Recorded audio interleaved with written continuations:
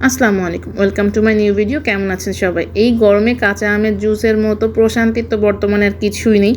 একটু অন্যরকমভাবে কাঁচা আমের শরবতটা খেলে কীরকম হয়? পোড়া কাঁচা আমের শরবত, এত সুন্দর একটা ফ্লেভার এই কাঁচা আমের শরবতটায় বলার মতো না। যারা তো ট্রাই করেছেন তারা তো ভালো মতোই জানেন, আর যারা ট্রাই করেনি অবশ্যই একবার ট্রাই করে খেতে পারেন।